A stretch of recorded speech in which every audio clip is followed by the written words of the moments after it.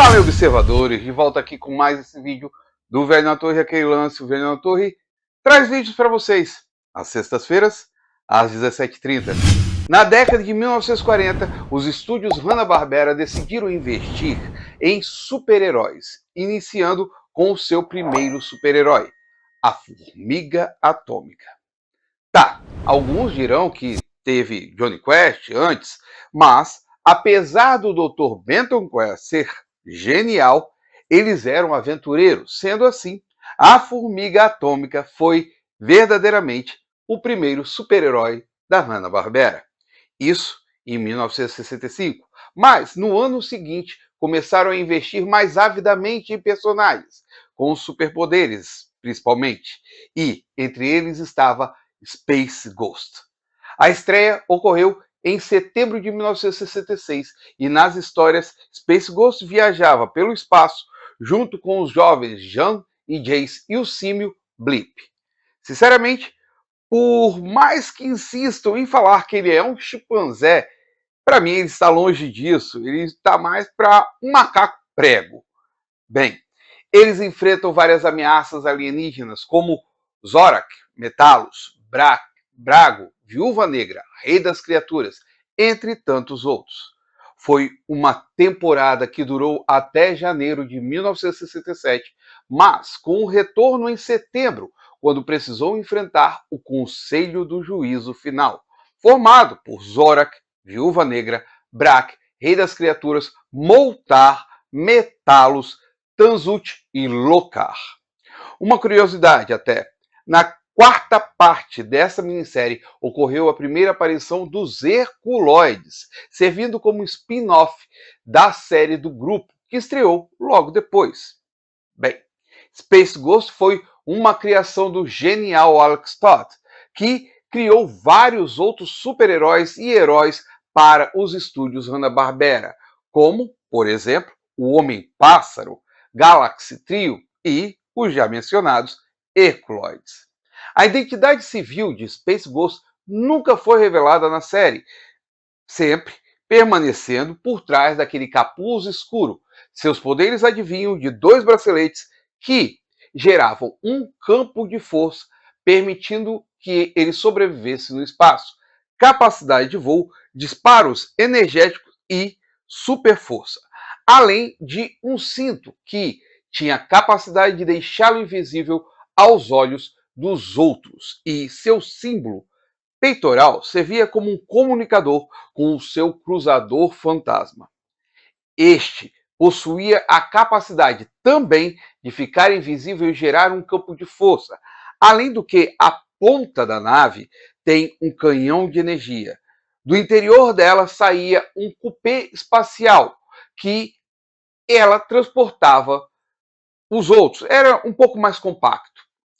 Assim, Space Ghost chegou a retornar em alguns episódios onde encontrava novamente os Herculoides e outros personagens no programa Space Star de 1981, que durou 11 episódios, mas terminou se tornando um super-herói de reprises. Space Ghost quase terminou esquecido, até que o Cartoon Network, em seu quadro Adult Swim, decidiu trazê-lo de volta em um talk show chamado Space Ghost de Costa a Costa, onde ele recebeu o nome Major Dixon Yates Thaddeus Eustace Gostal, mas todos chamavam de Ted. Assim, o programa era uma paródia dos vários talk shows estadunidenses, trazendo entrevistas bem sem sentido, bem sem noção nenhuma, para gerar humor surreal.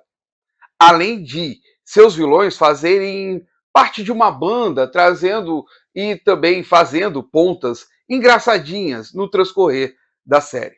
Bem, eu não achava justo com o personagem como Space Ghost, mas fazia um enorme sucesso, durando até 109 episódios, além de incentivar a criação de outros programas humorísticos, como Harvey o Advogado, onde o Homem-Pássaro virava o advogado de uma empresa e passava por situações bem absurdas. Sério, Para mim foi totalmente injusto, com os personagens que eu cresci assistindo e adorando, mas quem sou eu na fila do pão?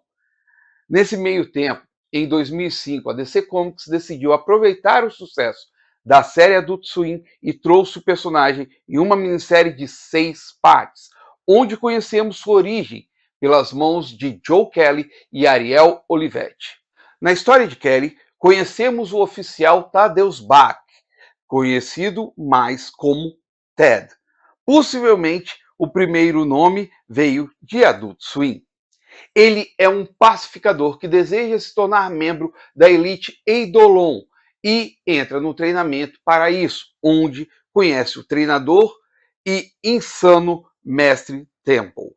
Temple gosta de Ted e o convoca para ser membro do IRA, uma equipe da Eidolon que faz serviços secretos e escusos. Durante uma ação do IRA, Ted não concorda com a força de ação do grupo, terminando capturado em casa e levado. Enquanto é torturado, descobre que sua esposa e seu filho, que ainda estava no ventre, perdem a vida nas mãos, ou melhor, nas garras de Hammer, um dos membros, lógico, do IRA, e termina sendo deixado para morrer em um planeta aparentemente desértico, mas que termina sendo salvo por Salomão, um morador deste planeta. Com o tempo, Ted descobre que Salomão é um inventor e criou aparatos de guerra impressionantes. E, com isso e um treinamento que ele decide fazer, se prepara para vingar-se de Temple e dos membros do IRA. Ted encontra o IRA em Meridian, um planeta dominado por eles, e então derrota a todos, com exceção somente de Temple. Mas quando vai enfrentá-lo, Meridian é tomada pelos insetos, liderados por Zorak. Ele então conhece Jan e Jace, que terminam lhe nomeando de Space Ghost, graças a uma história que o pai deles lhe contavam sobre um fantasma que capturava crianças más e as levava para a imensidão espacial. Jan e Jace convencem Ted a esquecer um pouco de sua vingança contra Temple para ajudar a salvar a cidade deles, Lan, de um ataque de Zorak e seus insetos. O lance é que Temple termina capturado pelos insetos, mas os engana e foge. Os dois têm o seu enfrentamento final, e quando a nave dos insetos está para destruir Lan, Space Ghost usa toda a energia dos seus braceletes conseguidos com Salomão e do seu cruzador para salvar a pequena cidade. Por final, Space Ghost leva Temple como um prisioneiro e retorna ao planeta onde vive Salomão, pedindo que o ajude a se tornar um justiceiro das estrelas.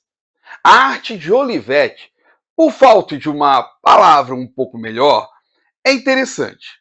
Assim, ele mostra que o traje de pacificador que Ted Bach usa serve como base para seu traje de Space Ghost. O lance é que ele desenha Ted bem musculoso, algo que nunca vimos na animação, mas não importa muito isso.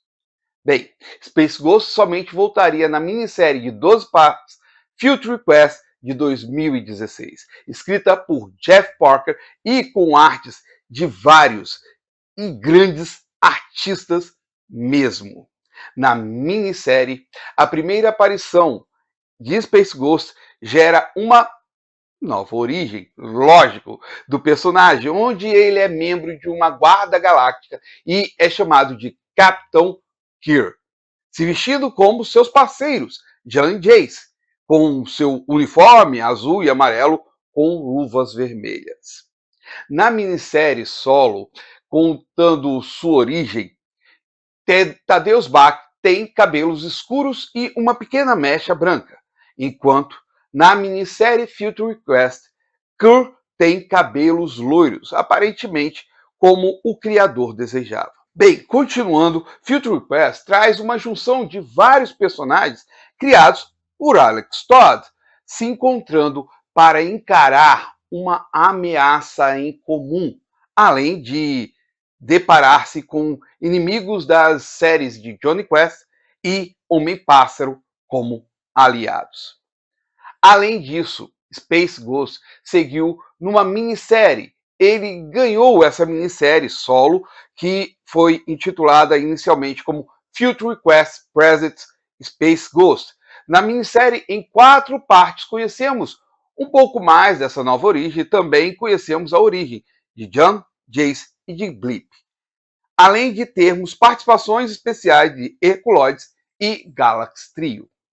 Em dezembro de 2013, a Dynamite Entertainment anunciou que lançaria uma história dos Thundercats, Jonny Quest, os Flintstones e de Space Ghost.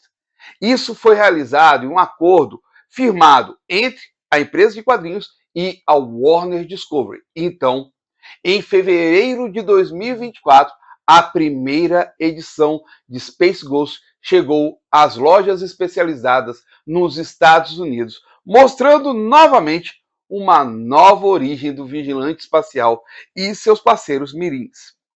Pelo pouco que eu consegui encontrar na internet, as histórias seguem um caminho extremamente diferente do que foi apresentado na história de 2005 e em Future Quest.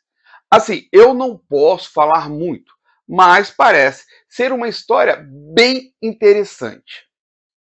Galera, Space Ghost é um personagem que não pertence somente a uma época específica, demonstrando que ele pode ser renovado e republicado de várias formas. Se eu acho que deveria haver uma animação trazendo o personagem de volta, ou, quem sabe, um filme, bem, não posso dizer que não acontecerá, mas acho que as renovações nos quadrinhos são mais do que dignas. E se eu encontrar ainda Space Ghost daquela série que ele tinha o cabelo preto e tudo mais, ou mesmo a do Future Quest, eu coloco aqui embaixo os caminhos para vocês estarem adquirindo essas histórias que são muito interessantes. E lógico, eu espero que essas histórias da Dynamite sejam publicadas aqui no Brasil, pois eu adoraria lê-las também. Eu gostaria muito que uma nova série fosse apresentada, ou quem sabe, quiçá, um filme. Seria maravilhoso rever esse personagem que me encantou tanto na infância, ganhando uma nova visão. E eu vou finalizando o vídeo aqui. Agradeço a todos que assistiram ao vídeo. Se gostaram do vídeo, deixa aquele like aí. Se gostaram, tudo bem. Pode dar o dislike, aquele feedback que é pra gente. Uma coisa que eu sempre peço aqui aos meus observadores, e peço também para você, comenta aqui embaixo, fala aqui embaixo, se gosta de Space Ghost, se não gosta, se gosta de Homem-Pássaro, se não gosta, comenta aqui embaixo, fala aqui embaixo, a gente conversa, a gente dialoga, é gostoso demais. Outra coisa que eu também peço aos meus observadores, e peço também a você, é uma outra coisa. Faz um grande favorzão para mim, compartilha esse vídeo, joga esse vídeo para frente, para trazer mais pessoas aqui ao Velho na Torre. E, coloquei no começo, peço aqui no final, tem aqui embaixo um botãozinho de inscreva-se, clique nesse botão de inscreva-se, e não esqueça nunca do peteleco na sinetinha para estar recebendo as comunicações e vídeos que eu sempre busco publicar aqui às sextas-feiras, às 17h30. O Velho na Torre vai ficando nessa. Muito obrigado a todos vocês. Até mais. Fui.